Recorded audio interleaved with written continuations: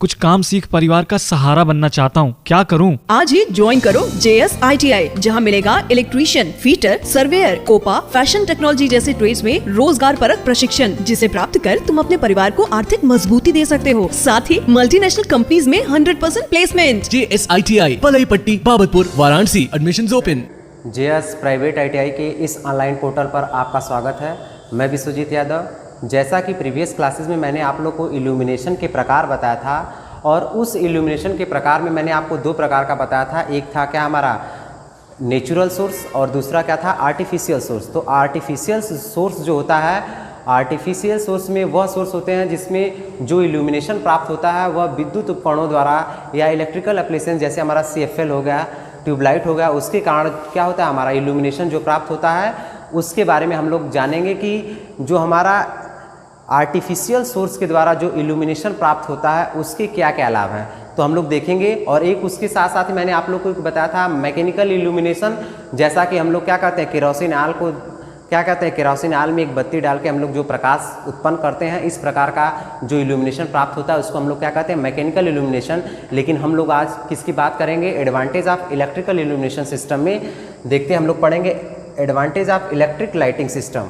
जो electric lighting system का advantage मतलब क्या, उसके लाभ क्या क्या होते हैं, जो कि हमारा किसके अंतर्गत आता है, आर्टिफिशियल इल्यूमिनेशन के अंतर्गत आता है। तो हम लोग देख रहे हैं कि जो इलेक्ट्रिक लाइटिंग सिस्टम होता है उसका लाभ यह है कि वह क्या होता है, अगर किसी भी CFL या ट्यूबलाइट या लैम्प, क्योंकि वह क्या है इलेक्ट्रिक लाइटिंग सिस्टम है, तो उसके द्वारा जो इल्यूमिनेशन प्राप्त होता है वह इल्यूमिनेशन क्या होता है, क्लीन होता है। एकदम क्या होगा, वह इल्यूमिनेशन क्या होगा, क्लीन होगा, हमें प्राप्त होगा, न कि मैकेनिकल इल्यूमिनेशन की भांति प्राप्त होगा। मैकेनिकल इल्यूमिनेशन मतलब क्या, हम केरोसिन ऑयल में बत्ती को डाल के क्या कर रहे हैं, जला रहे हैं, उससे भी हमें प्रकाश उत्पन्न हो रहा है और इल्यूमिनेशन प्राप्त हो रहा है, लेकिन वह उतना क्लीन नहीं होगा जितना क्लीन क्या होगा इलेक्ट्रिक लाइटिंग के द्वारा हमें इल्यूमिनेशन प्राप्त होगा।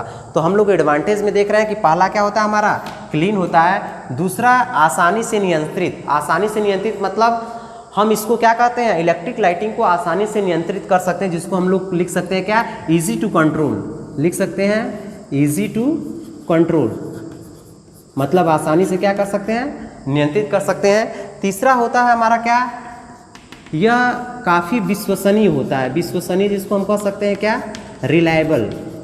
यह हमारा क्या होता है, विश्वसनीय होता है। यह हमारा क्या होता है, रिलायबल भी होता है। और रिलायबल के बाद चौथा होता है suitable, easy to control. Suitable, easy to control मतलब सूटेबल, इजी टू कंट्रोल मतलब क्या करना है, नियंत्रित करने में हमारा क्या होता है, सूटेबल और आसान तरीका होता है किसका, इलेक्ट्रिक लाइटिंग सिस्टम का। इसलिए हम लोग आज के युग में ज़्यादातर इलेक्ट्रिक लाइटिंग सिस्टम का क्या करते हैं, इल्यूमिनेशन के रूप में ज़्यादा प्रयोग करते हैं। और उसके बाद एक और होता है suitable for special application. Special application, suitable for special application मतलब कुछ स्पेशल अनुप्रयोग में भी क्या होता है, या आसान होता है प्रयोग करना इलेक्ट्रिक लाइटिंग इल्यूमिनेशन का। इसलिए हम लोग देखे हैं हमारा क्या है, एडवांटेज है किसका, इलेक्ट्रिक लाइटिंग सिस्टम का। अब उसके बाद हम लोग देखेंगे अच्छे इल्यूमिनेशन के बारे में। अच्छा इल्यूमिनेशन क्या है, यह अच्छा प्रदीपन जिसको हम कहते हैं गुड इल्यूमिनेशन।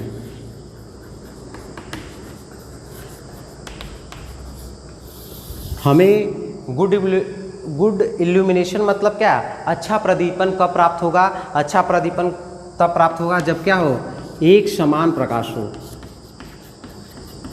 एक समान प्रकाश हो, कहने का मतलब जो इलेक्ट्रिक लाइटिंग सिस्टम होता है उससे जो हमें प्रकाश प्राप्त होता है वह प्रकाश क्या होता है, एक समान प्राप्त होगा। यदि किसी हम CFL या लैम्प को जलाएंगे, ठीक है, अगर कोई ये CFL या लैम्प है तो अगर इसको हम लोग जलाते हैं तो देखते हैं जो प्रकाश प्राप्त प्राप्त होता है हमको, वह प्रकाश कैसा प्राप्त होता है, एक समान प्रकाश प्राप्त होता है। ऐसा नहीं कि कहीं ज़्यादा कहीं कम, कहीं ज़्यादा कहीं कम, चाहे वह ट्यूबलाइट से प्राप्त हो, चाहे वह CFL से प्राप्त हो, या चाहे वह किसी भी प्रकार के इलेक्ट्रिक लाइटिंग सिस्टम से प्राप्त हो, वो उसका प्रकाश क्या होता है, एक समान प्रकाश होता है। मतलब चारों तरफ उसका प्रकाश क्या होगा, एक समान होगा। अब उसके बाद देख रहे हैं हम लोग दूसरा क्या है, दूसरा हमारा पर्याप्त प्रकाश। पर्याप्त, ये तो एक समान प्रकाश था, दूसरा क्या हमारा पर्याप्त प्रकाश। पर्याप्त प्रकाश मतलब जो CFL या किसी भी इलेक्ट्रिक लाइटिंग सिस्टम से जो भी प्रकाश उत्पन्न होगा वह प्रकाश क्या हो, पर्याप्त प्रकाश होता है, मतलब सफिशियंट लाइट होता है। ऐसा नहीं कि कहीं कम और कहीं ज़्यादा हो, ठीक है। तो वह जो पर्याप्त होता है या वह जो प्रकाश होता है वह कैसा होता है, सफिशियंट लाइट हमें क्या होता है, प्राप्त होता है। किसके, यही हमारा क्या, एक गुड इल्यूमिनेशन का, एक अच्छे इल्यूमिनेशन का क्या है। अब उसके बाद हम लोग देखेंगे अगला हमारा क्या, प्रकाश आंखों पर प्रत्यक्ष नहीं पड़ता। जो हमारा इलेक्ट्रिक लाइटिंग सिस्टम में अच्छे इल्यूमिनेशन का यह प्रकार है कि जो प्रकाश होता है वह डायरेक्ट लाइट हमारे आंखों पे क्या करता है, नहीं पड़ता है। और चौथा है हमारा क्या, दक्षता उच्च होती है और उसकी इफिशियंसी क्या होती है, एक अच्छे इल्यूमिनेशन की इफिशियंसी क्या होता है, हमेशा हाई होती है, ठीक है। अब हम लोग देखते हैं एक क्वेश्चन हमारा इस तरीके से आता है जिसको हम लोग कहते हैं प्रकाश की प्रकृति। प्रकाश की प्रकृति जो हमारा होता है क्या, nature of light. Nature of light, इससे हमें एक सवाल आता है, जो एक फार्मूला है, सभी लोग जानते हैं, फिजिक्स का फार्मूला है, V बराबर क्या होता है, N लेमडा, ठीक है। यह फार्मूला आपसे पूछता है, यह इंपॉर्टेंट फार्मूला है। वेयर हमारा क्या, जहाँ V क्या है, वेलोसिटी, और उसके बाद N हो जाता है हमारा फ्रीक्वेंसी, और लेमडा हो जाता है क्या, वेवलेंथ। वेवलेंथ तो प्रकाश की प्रकृति से संबंधित ये हमारा फार्मूला है, जिसमें क्या है, लेमडा जो वेवलेंथ को प्रदर्शित करता है यानी फ्रीक्वेंसी को, और V क्या है, वेलोसिटी को प्रदर्शित करता है। तो यह फार्मूला भी यह हमारे इस एग्जाम में क्या होता है, पूछता है इस तरीके का फार्मूला भी। तो हम लोग क्या करेंगे, इसको याद रखें, इस पर आगे हम लोग सवाल देखेंगे, आगे जो अब हम लोग पढ़ेंगे तो उसमें आगे इस पर आधारित सवाल आएगा, तो उसको हम लोग देखेंगे। अब हम लोग नेक्स्ट कुछ तरंगदैर्घ्य और उसकी प्रकृति के बारे में हम लोग जानेंगे। तो हम लोगों ने देखा कि अभी हम लोगों ने जो फार्मूला पढ़ा है, V बराबर N लेमडा, V बराबर N लेमडा पढ़ा है, जो क्या है, लाइट ऑफ नेचर से संबंधित है। अब हम लोग देखेंगे कि तरंगदैर्घ्य मीटर में क्या होती है किसी वेव की। जैसे यहाँ पे डिफरेंट टाइप ऑफ वेव है, रेडियो वेव है, ब्रॉडकास्टिंग वेव है, इंफ्रारेड है, लाइट रेज है, अल्ट्रावायलेट और एक्स रेज है।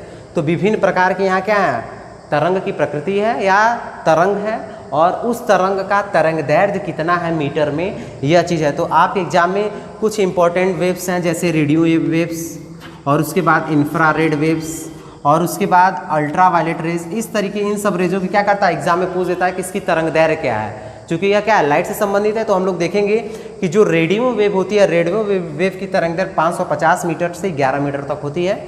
उसके बाद है दूसरी वेव हमारी, जिसको कहते हैं ब्रॉडकास्टिंग वेव।